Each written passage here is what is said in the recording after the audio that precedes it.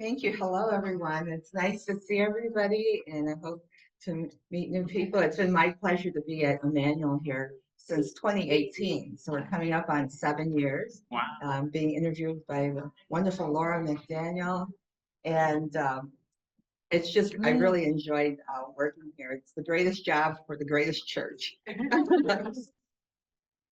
at least on the North Shore. So I thought of speaking about the Japanese American internment experience during World War II because last October, when Donald Trump was on the campaign, I had heard that he was going to bring up enemy, the Alien Enemies Act of 1793. It's kind of obscure, and I won't go into legal details. I do actually have a handout that NPR had a very good story explaining it. But that particular act was used to round up persons of Japanese ancestry right after Pearl Harbor when the United States was attacked. I thought, it might be a good time to refresh ourselves and even myself of what happened. But since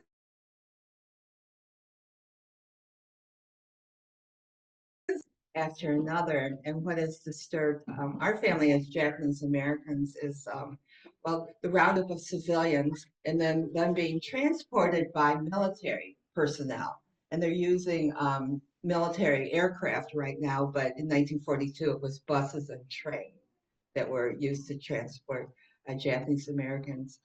The other thing is just having detention camps. Now, of course, the detention camp in Guantanamo Bay has always existed, but that was for enemy combatants. And they're talking now of putting the undocumented persons, rounding them up and detaining them in a camp. And even if they have committed crimes or whatever, they're still civilians. And so they should not be put in a military run facility. So those were three things that kind of jumped out at me and my family that were hurling towards something that's very dangerous, unconstitutional, and needs to be stopped. So as time has evolved, I guess my family story became more relevant. And I thought the topic is really broad. Of course, there's court cases about the internment, there's the military view. And I had found an article in the New York Times a few weeks ago.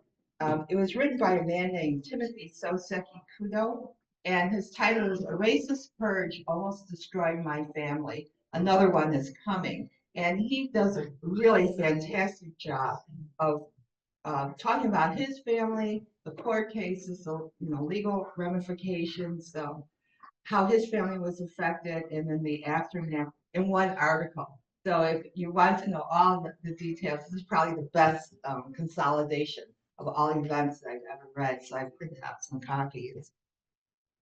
I decided to just focus on my family, and I decided to focus on both sets of parents, my dad's family and my mom's family, because their experiences were actually quite different.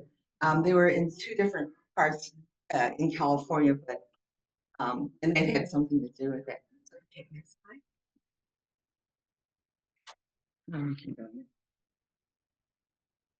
So I thought I'd talk about my mom's family, and her maiden or given name was Yano, and they were from southern Japan, and they were born in 1885, the same year. Now, my grandfather, Jiro Yano, grew up on a farm, but he was what they call a gentleman farmer. They did not actually work the land. And he joined the Japanese Imperial Navy and was a sailor. And then after that war ended in 1905, he joined the British Merchant Marines. And as they were sailing around the world, they came to San Francisco. And he decided that he was just going to jump off the ship and swim to shore. He built himself a flotation device. And for any of you who know or are familiar with the San Francisco Bay, it's shark infested, which is why the federal prison Alcatraz is located in the bay, and was why it was so difficult to escape from. But somehow Jiro beat the odds. He crafted this flotation device and floated to shore, and then began his life there. he had friends that he knew in San Francisco. And then when it became time for him to get married, he sent for a wife back in his village in Japan. And that's who Tokyo Sugimoto, who's my grandmother. And she was one of 7 daughters. And she did not really want to come to the United States to marry someone that she had never met. But because she was one of 7 girls, they said, okay, you go. And so that's how she ended up in the United States. Okay. Oh, wait a minute. Go back one. There we go. So they settled in Alameda, California, which is in San Francisco on the Bay Area on the East Bay. And they had 3 children, Helen, Lily, and Rose is my mother, Nisco. Rose is 96 years old now, and that's a picture of her when she was 3 years old. And Jerome, my grandfather, did a series of jobs. He was a migrant farm worker at one time, but one of his main jobs was he was a cook on what was the Southern Pacific Railroad ferry boats that they used to run across the bay. And this was before the Bay Bridge, the Oakland Bay Bridge was built. So he was cooking breakfast for the commuters as they went back and forth across the bay to their jobs. But later, he saved enough money and he bought a grocery store in Berkeley, which is the next town over. And that's what he did when the war broke out. So this is the grocery store. If you're familiar with Berkeley, it's on San Pablo Avenue. And my grandfather is on the left, and the 2 women are my older aunts, Helen and Lily. My mom loved the grocery store. She was considerably younger than them because she said she could eat all the candy that she wanted every single day. And she actually has very poor teeth. And got to from eating all that candy. Okay. So in Japanese American households, when they talk about family history, it's always before the war and after the war. And of course, the seminal date is December 7th, 1941. And that particular day, which was a Sunday, the Yano family had just returned home from worship services at the Alameda Buddhist Church, as it was called. And I mentioned this deliberately because back then, the Japanese American community really wanted to assimilate and become mainstream.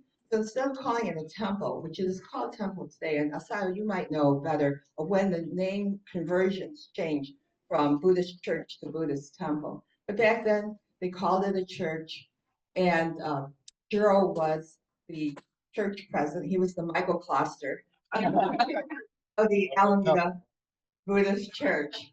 And because of that, he was considered a community leader. And we suspect that he had probably been under surveillance by the FBI for some time. But also being a church leader, it meant that he had regular contact with Japan, with the Buddhist temple associations in Japan, and was sending, in particular, money back to them to help support the temple. So the night of December 7th, the FBI came to my mom's house. She was 13 years old at the time. And one of her vivid memories is the big black sedans that were parked in front of the house. I've probably seen movies about it. And then the FBI agents came in. And to her horror was that they had just received books and magazines and letters from Japan. So they had Japanese writing all over it. And the FBI agents saw it. And so she became terrified because, clearly there's an association with Japan. You could say, yes, we're Americans, we're born here, this and that, but yet you have all this Japanese material, and literature on your table. But they took that, and then they took my grandfather someplace for questioning. But he was a fortunate one because he returned later that night. And there were some leaders in the Issei, that's his generation, community, who were detained for questioning and then also disappeared. Some of the families never knew what happened to their fathers or older brothers or something. And for some reason, they never returned. But he was lucky, and he did return. Next. Yes, next. Oops. Okay. I used this photo. This is if you have seen pictures about the internment and evacuation. This is kind of a famous photo by the Wanto family, and they were friends of Janos. And I use it because I think it really captures the feeling and the expression of how much they wanted to tell everyone that they were Americans. Yes, Japan had attacked the United States first time in history, but he puts the sign up, I am an American. And they had their grocery store in Oakland. Actually, after September 11th, I was driving around where I live in near Edison Park, and I saw in front of a house, someone had put a sign, I am an American. And that brought me back to this photo in the Wanto family. Okay, next. This sign is also rather important. It's hard to see, but these signs were posted in Japanese neighborhoods publicly. And it gives instructions of what they are supposed to do, and it's from the Army of the what to pack their bedding. These instructions came out sometime in in February of 1942. Actually, February is significant because Franklin Delano Roosevelt signed Executive Order 9066, which authorized the removal and detainment of persons of Japanese ancestry. We have to say at that time, rather than Japanese Americans, my grandparents were prohibited from becoming citizens. So in one sense, the Alien Enemies Act did apply to them because they were not citizens. But of course, everybody who were citizens was detained. Now, in my parents, in my mother's case, Yano's case, the West Coast was divided into three zones, A, B, and C, and that was seen on the security risk, with the C zone closest to the coast being the highest security risk for attack. And the Llanos decided that perhaps if they moved inland, that they could avoid the evacuation and internment because they were getting further away from the coast. And one of Jiro and Tokyo's son-in-law had a friend in the Sacramento area in a town called Walnut Grove. So they sold the Berkeley grocery store for $200, everything, truck, everything in it, and they moved quickly to Walnut Grove hoping to be safe there. But of course, that plan didn't work because the entire state of Washington, Oregon, and California became a restricted zone, and they were sent to Stockton Assembly Center, and then eventually by train to Gila River, Arizona. That's near Phoenix, and that's actually Gila River is Indian reservation land. It was then too. So again, the land was stolen from tribes for use of internment camps. And I'm going to jump to my dad's side of the family, the Kaihatsu side. And my grandfather, Masajiro, and my grandmother, Kua Kaihatsu. Um, my grandfather was actually born near Kobe in a city called Akashi. He was adopted. His family was very poor, and so he was adopted by relatives in central Japan in a place called Gifu Prefecture. So that's where he exited Japan and not the Kobe area. But he wanted to go to the United States very badly. But all my grandparents were kind of unusual in that they were rather well educated for the time, especially the two girls, the two women. All four of them graduated from middle school in that time. And my grandfather, Masajiro, could actually read and write English fairly well. So he wanted to come to the United States very badly. And also, he has fallen in with a group in the city of Nagoya with some Bolshevik sympathizers. And at the time, the Russo-Japanese War was going on, and he did not want to be drafted into the Japanese Imperial Army and fight Russians. So that was another reason for him to come to the U.S. My grandmother, Kua, had grown up in the main city in central Japan, Nagoya, and she read about Masajiro in a lifestyle magazine and married him, and that's how she came to the U.S. And there's more to that story. Okay. So they settled in Los Angeles in the area known as Hollywood, and they had five children: Martha, Arthur, Omar, who's my dad, Francis and Gordon. And Masachiro also did a number of jobs. He was a migrant farm worker at first, but he had also loved the kabuki theater in Japan. And when he settled in Los Angeles, he became a silent film actor and appeared in, we don't know exactly how many because a lot of the films were destroyed. They disintegrated over time, but he had one big hit. And then he became a proprietor for an Oriental costume shop, which means he rented costumes to movie studios and plays. And the reason he had to change jobs was sound came into motion pictures. And my dad said he had this horrible, thick Japanese accent when he spoke English. So it was totally unsuitable for movies. And so he had to drop out of acting. So this is the picture of the store that he owned on Santa Monica Boulevard in Hollywood. And this is one still of him in a film. And back then, the Orientalism theme was very popular and had to play a lot of roles of Chinese. Now for them, December 7th was a little different. Masahiro had died of tuberculosis in 1939, so clearly wasn't affected. That made his oldest daughter, Martha, now the head of the household. She had been working in downtown Los Angeles at a Japanese American newspaper as a sales and in reporting. The next brother, Arthur, was a freshman at UCLA, and he had just made the freshman basketball team. My father was a sophomore at Hollywood High on the football team, and the youngest two were in elementary school at that time. So they also received the evacuation order, which was posted in Los Angeles and Little Tokyo, where in Hollywood, where they lived. Arthur had to drop out of UCLA, and he never returned. Martha had, at 21 years old, had to get the whole family ready for the evacuation. They didn't own the house, but they rented it. She had to get rid of all their belongings and such. And they were sent to Santa Anita, which is also known as a racetrack, and housed there. And it was a little different from my mom's experience because they were in fairgrounds up in Stockton. But Santa Anita was filthy, as you can imagine, although I had heard stories that some people would boast that, oh, the horse stall I'm living in is the one that Seabiscuit played in.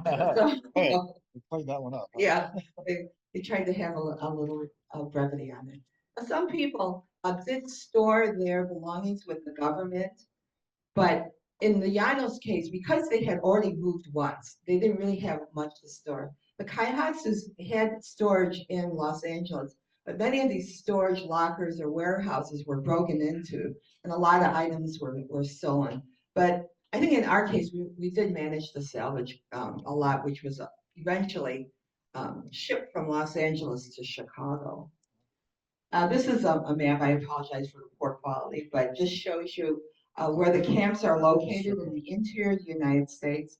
So Heart Mountain, if you're familiar with Wyoming, is near Cody, Wyoming, and then Gila River, as I mentioned, is near Phoenix. And Gila River, this is the overview of the camp. They were interned for all 3 years, from 42 to 45, and they had camp. In camp, they had to have jobs if they could. And my grandfather was a chef or a cook because he had cooked for the Southern Pacific Railroad. And my mother said that was one of the higher paying jobs next to teachers. He was paid $16 an hour. For my mom, there was mixed feelings about her experience with camp. One, she did have fun because unfortunately the family breakdown kind of there was a family breakdown because people ate not in their individual homes because they didn't have homes, they were in barracks. They ate in mess halls. So of course kids ate with other kids and totally disavowed their parents.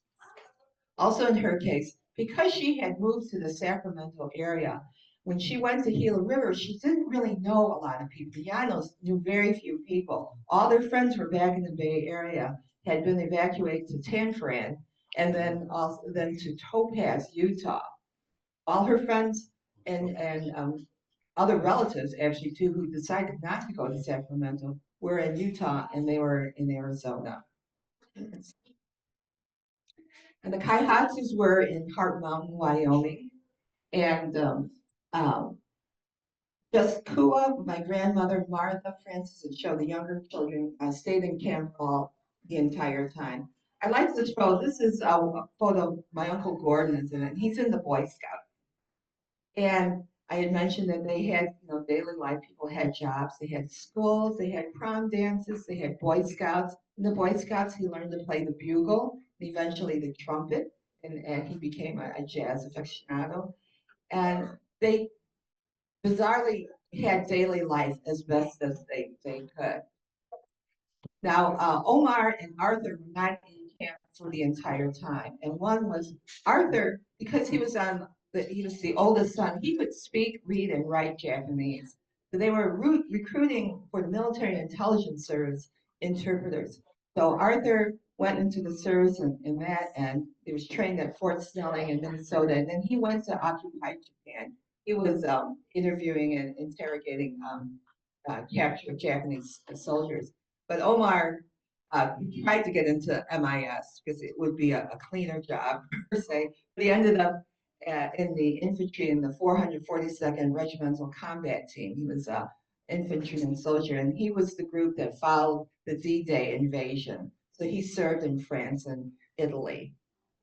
He actually ended up in Chicago briefly before he was drafted from Chicago. Because by 1944, some people were allowed to leave camp if they could find a job. So he became a migrant farm worker and then worked his way to Chicago and stayed at the Lawson Y for a while. And then while he was at the Lawson Y, that's when the draft notice came where the Army caught up to him. So he was drafted from Chicago. Okay. Yep, I guess. This is just a couple of pictures. I'm not sure why the Kaihatsus have these pictures of camp because cameras were supposed to be contraband. So all I can guess, and they couldn't remember either. So all I can guess is someone had a camera and smuggled it in. It could have been an early iPhone. So Kua is standing in front of their barracks, and everybody had their own, house. So you can see it's tar paper. Uh, and then this is Martha standing. She's probably ready to go to work, and it's very faint, but Heart Mountain is always present in every scene that you see of the camp. Okay. So when the war ends in 1945, there was mixed emotions. Of course, many people were uh, happy and filled with gratitude that the U.S. had won. But I was struck by what my mom said about her father, my grandfather Juro. And because he had had military service in the Japanese Navy, it was very upsetting for him. She said it was the only time that she had ever seen her father cry when he had heard of Japan's surrender, even though he knew there was, no way Japan was going to win this war. It was still very upsetting. So they were allowed to stay in the camp for a transition period. And at the time, my mom's older sister, Lily, found a job as a cook and maid with her husband as a butler for a family in Wilmette. And that's how they came to Chicago. And then Lily actually eventually found an apartment in the uptown area near Lawrence and Broadway. And Rose, who was a senior at this time, attended Sun High School. And she mentions, and even though the war ended and she was out of the camp, this was the worst year of her life. Because as a teenager, she was finishing her senior year and she gets to send. Of course, everybody's seeing her. They all know each other. She doesn't know anybody. She doesn't know Chicago. It's freezing. And she really felt quite miserable. She said the only one happy memory she has was seeing the boys with their transistor radios because the Cubs were in the World Series. Yeah. And at every class break, the boys would race to get their transistor radios and listen to the game. So she remembers that fondly. Um, in the Kaihatsu case, Martha was the one, again, who, as head of the family, left Heart Mountain early. And she came to Chicago because Omar had already been to Chicago. She began work at the Chicago Sun, which is the precursor to the Chicago Sun-Times. And she got an apartment in Hyde Park. She used to say on Woodlawn, right by the Roby House.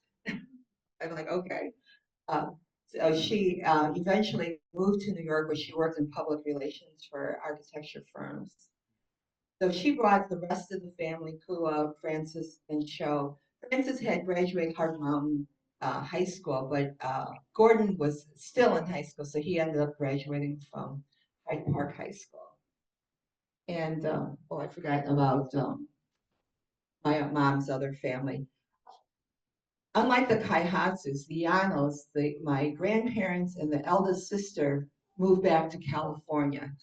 And the other sister, Lily, the one who came to Wilmette in the first place, she and her husband ended up going further east to work in Seabrook, New Jersey. I think there was a Bird's Eye was there, the frozen food factory. So they got a job there, and then they ended up settling in Maryland, where they lived the rest of their lives. So the result of the internment made Japanese Americans spread throughout the country, not just West Coast. My mom and dad met in Chicago. They would have never met because she was from the Bay Area and he was from LA. So you look at our family, you think, oh well, how damaging was it? But it was damaging in maybe like 1,000 cuts different ways. So I have brought some a few artifacts. There's actually other things, but one is my dad's graduation certificate from Hard Mountain. He graduated high school in the camp, and Gordon has his yearbook from Hard Mountain, and there's an interesting poem in the front about freedom. And then I have some other photos of the Kaihatsu family and their life in Los Angeles and Massachusetts movie career. But it's just really interesting. It's been 80 years since World War II ended. As I mentioned, February is significant because Executive Order 9066 was signed on February 19th, 1942. And we're at this place in our country again. So I think it's important to remember that I don't think there's anyone in this room who would feel this way, but as we think about maybe the word mass deportation, mass incarceration, it really dehumanizes the people. We talked about Japanese Americans that way too, a mass evacuation. We have to remember that there are individuals with families with different heartbreaking experiences. And yes, in my family's case, we all recovered. We recovered quite well. We have nothing to complain about. Grew up in Park Ridge, attended university, as did all my brothers and sisters. But was that really necessary? What was our potential had we all stayed in California, too? Particularly in Los Angeles, maybe they would have bought a home in Hollywood. What would that be worth today? What would the worth of the grocery store in Berkeley on Sim Howell Boulevard be worth today? So uh, these are things that we think about that our government does. And back then, of course, 1942, the mentality, society was quite different. You obeyed authority. I often ask my mother, why did more people rise up, and my father too? They said, well, that's not what you did. You obeyed your parents, you obeyed your teachers, and you obeyed authority. If you have any questions, I'd be happy to take your questions.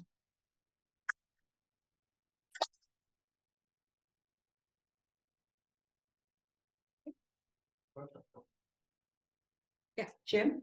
Were there some reparations that the US government provide some reparations? Yes. Yes, it did. And actually, Mr. Kudo goes into it very well about this legislation effort that was signed by Ronald Reagan for $20,000 given to every living uh, incarcerated. This was in 1982, though. By that time, half the people who had been incarcerated had died.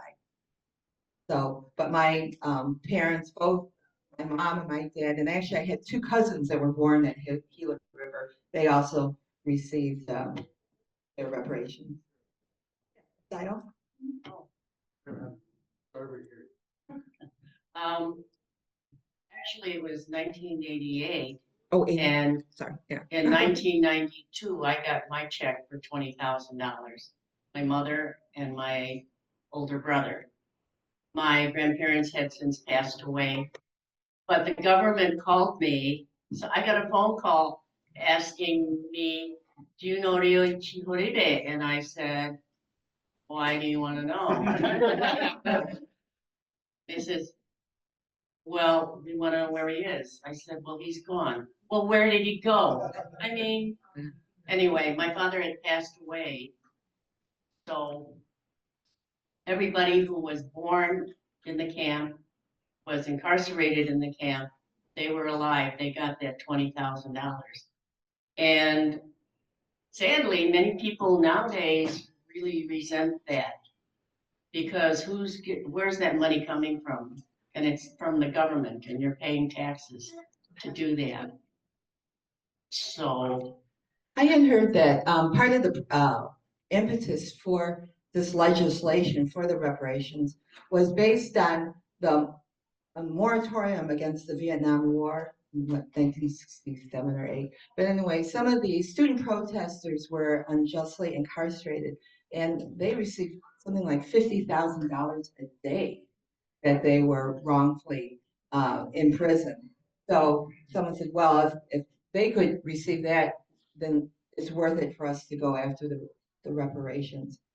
I think the people who had suffered most, like my grandparents and the older generation, it's really sad that it took so long. My mom, she was 13, yes, she suffered, but not as much as someone who lost their entire business or had their education interrupted.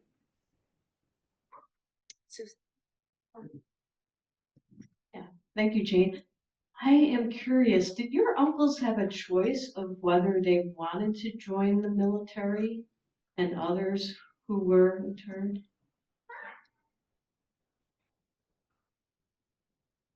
when many of the people that were incarcerated had to sign a loyalty oath. And when they needed more military for the war, they decided that they would have people, young men in the military, fill out a loyalty oath, and if they were willing to pledge allegiance to the United States and defend the United States, then they would be considered to join the military. And that's what those that went into the military were the young men who were either taken into MIS, Military Intelligence Service, or they were part of the 100th Battalion, 442nd, and in France. They, my uncles here were in the 442nd, and my uncles from Hawaii were in the 442nd. But there were also young men that did not want to join up, and they were called the no-no boys, and they were incarcerated at Tule Lake because they were labeled as troublemakers. But no, that's all right. Yeah, the other question was, they had to swear allegiance to the United States, but they also had to forswear allegiance to the Emperor of Japan. And many felt that was really outrageous, especially as an American citizen. Why should we have to even, consider that? So if they answered no to those two questions, then they were in big trouble.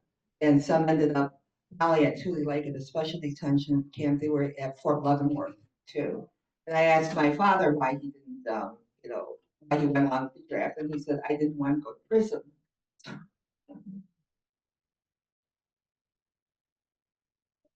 there anyone else? Anything else? I'm happy to speak with you individually if you have other, things that you think about. I encourage you to take a look at Mr. Kudo's article here, and I have the printout from NPR about the Alien Enemies Act. And thank you for this opportunity. Jane, there's Yes. just one more thing. Uh-huh. Really quickly, just a statement and then a question. So the statement is just for reparations. There have been 5. What is the Japanese one? And then the other thing is, how many people, families were interred? Do we know? The number is about 122,000. people of Japanese descent were removed from the West Coast. Thank you. Most of the Japanese from the West Coast and on the West Coast of Canada were incarcerated.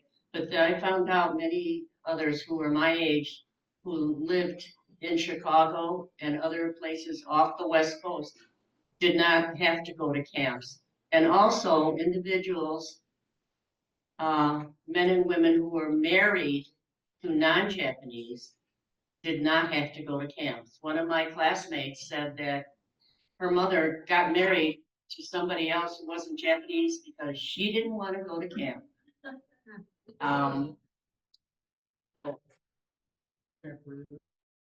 Born in Roar, Arkansas. There were 10 concentration camps, excuse me. I think they're concentration camps, not to be compared with any other, but there was also one in Crystal City. Do you know about that one?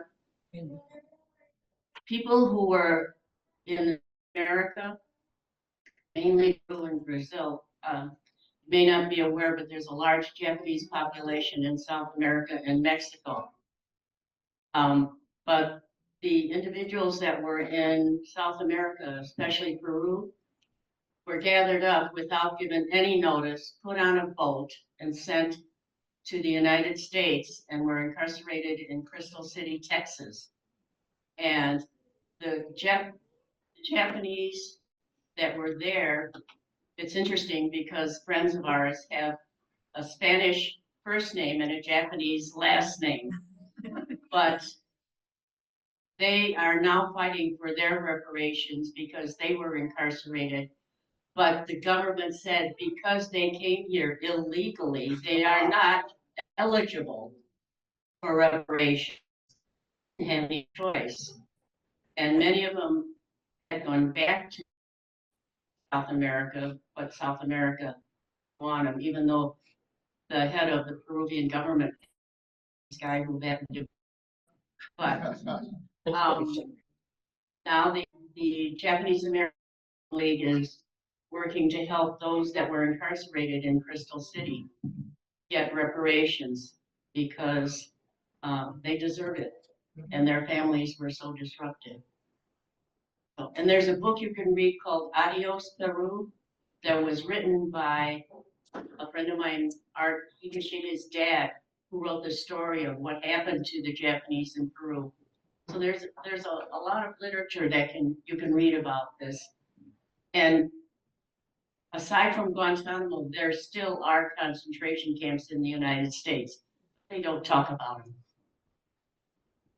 Thank you there for adding to the story. Appreciate it.